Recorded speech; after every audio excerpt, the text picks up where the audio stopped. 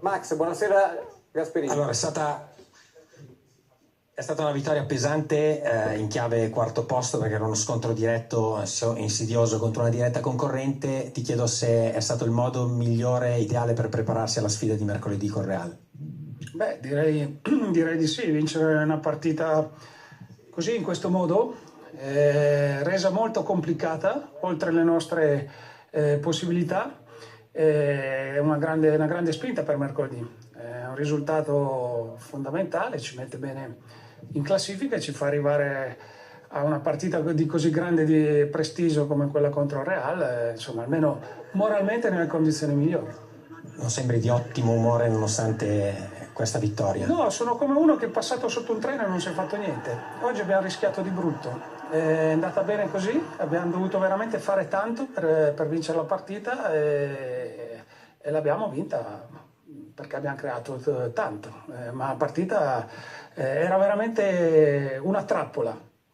Ti riferisci all'episodio che ti è costata l'espulsione? No, a tutta la partita, a tutta quanta la partita. È veramente difficile per noi questo tipo di partite così di livello, di cartello, trovarci in questa situazione. Speravamo non è che dobbiamo avere vantaggi, ma questa è stata veramente una partita pesante. Prima di lasciarti allo studio ti chiedo se, al netto insomma, di problemi che spero non ci siano nei prossimi giorni, sarà questa l'Atalanta che giocherà mercoledì. Questo Era la prova generale per la Champions. Però questo non lo posso dire, vediamo adesso. Intanto questa è una vittoria molto importante per il campionato, che ci tiene in una posizione importante. Noi volevamo stare dentro tutto, l'abbiamo sempre detto, e adesso la Coppa Italia ci penseremo a maggio per la finale, e nel frattempo abbiamo il campionato, la Champions, che sono tutte partite di altissimo livello, Napoli, Real Madrid, tutte le squadre che molto forti, che poi comunque anche nel campionato sarà dura, con la Samp domenica, poi le prossime gare. Il nostro campionato è veramente molto difficile. Alessandro, Per capire, Giampiero, scusami, è pesante per il valore dell'avversario o pesante per la direzione di gara? La direzione di gara è stata pesantissima, l'avversario era altrettanto forte, quindi per tutte e due le cose. Ma nell'occasione dell'espulsione cosa è successo? Qui intanto vediamo, ecco, il contatto qui con la lente si può capire, insomma, che un contatto con il ginocchio di Pessina c'è sicuramente. Eccolo qua, qui si vede molto, molto bene, però il VAR ha deciso di non intervenire. A quel punto che è successo? No, ma questo è un episodio. Poi dopo ce ne sono altri che non riguardano in modo così determinante. Questo era un episodio magari da rigore e da gol. Tanti altri che nel niente, insomma, non sono così determinanti nel risultato, ma che sono stati veramente pesanti da sopportare tutta la partita. Un aggettivo per Muriel, visto che ho semplicemente detto che era rigore grande nella casa, perché dalla panchina non ho bisogno di essere a 10 metri, da 70 metri uno che ha un po' di conoscenza di calcio, che ha visto, che si intende un po' di dinamica del calcio, vede che c'è stato il tocco. Poi dopo si può vedere, non vedere, si può andare al VAR o non VAR, però ripeto, non è mica l'unico. Qui mi sono limitato a dire che era grande una casa. Il quarto uomo ha pensato bene di chiamare l'arbitro e mandarmi fuori, qui forse non ha neanche responsabilità. Però è pesante anche un cartellino rosso in questo modo, no?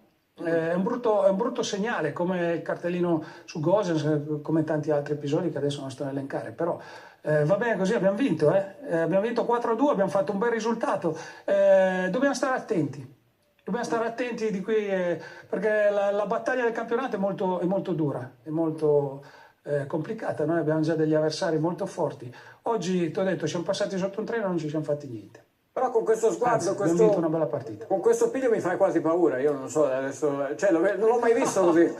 Non ti sei arrabbiato anche con la... Non faccio paura a nessuno, sono preoccupato, sono un po' arrabbiato come tutti quanti i miei giocatori, È inusuale che finisci una partita vinta 4-2 contro il Napoli e entri negli spogliatoi e sei furibondo, come lo erano molti giocatori. Quindi va bene, abbiamo vinto, ragazzi, bella soddisfazione. Adesso pensiamo al Real, anzi magari ci dà un po' di adrenalina giusta per la prossima.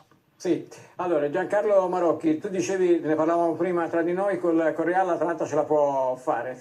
Sì, Vabbè, ti chiaro, serve solo un pizzico di fortuna, guarda, quindi cercala da qualche parte, mettiti in tasca qualcosa, perché insomma tu ce l'avevi annunciato, adesso partono i 10 giorni con in mezzo il Napoli di preparazione Real, ve la dovete godere, trova da qualche parte un pizzico di fortuna, perché è impensabile che la tua squadra non faccia tirare in porta 3 volte il Real è che tira con qualità, quindi se tu hai questa squadra e hai questa squadra che abbiamo visto oggi meravigliosa, cerca solo di metterti in tasca un pizzico di fortuna, così gli altri non ti fanno gol alla prima occasione. Cercherò qualche talismano, io non sono molto scaramantico, però Però bisogna la un pochino giocherai il giusto, all'attacco? dai, vediamo. È perché lui la gioca Ci vorrà all'attacco. anche La giocherai all'attacco? Allora, io so che questa è una partita che si gioca nelle 2 gare. Noi vorremmo arrivare a Madrid ed essere in corsa per poterci giocare la nostra partita, perché la qualificazione poi necessariamente, speriamo, si possa giocare là.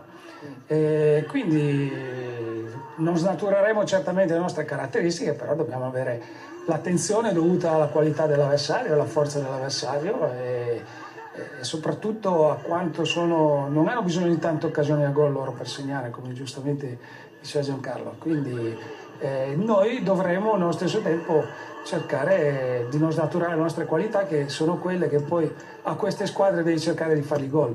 Posso dare un titolo? È fondamentale non solamente difendere. Posso dare un titolo? È un Muriel da Real Madrid, perché è un Muriel che può far male al Real Madrid, ma forse è davvero un Muriel che oggi potrebbe giocare anche nel Real Madrid, nel senso che lui se lo gode, Giampiero, è giusto che sia, è meglio averlo contro il Real, ma questo Muriel qui potrebbe anche giocare nel Real Madrid, Giampiero.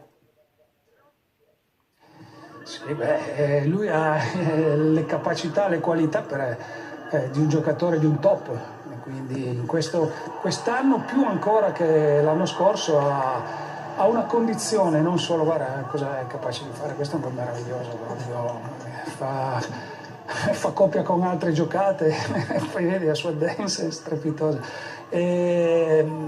Ha una condizione su tutti gli aspetti, mentale, fisica, atletica, fiducia. Il secondo anno che è inserito da noi ha fatto un salto di qualità ancora formidabile.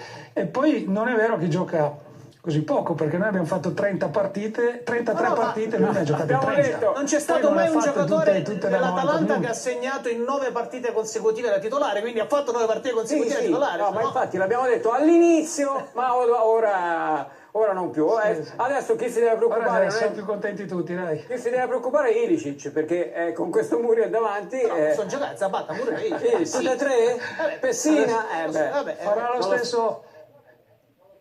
Ilicic ha fatto alcune partite straordinarie, poi dopo io lo devo vedere bene, anche perché davanti abbiamo anche altri ragazzi che si stanno inserendo, hanno una buona condizione in questo momento e lui ha un po' di alti e bassi, ma io sono convinto che nel giro di pochissimo, appena ritrova la forza giusta, la condizione giusta, negli ispezioni di gara oppure in allenamento, lui rappresenta poi un valore aggiunto per noi. Una risorsa incredibile. Va bene, grazie, in bocca al lupo allora per questo grande evento. Grazie. Più che una partita contro il Real Madrid. Grazie ancora, buon lavoro. Allora,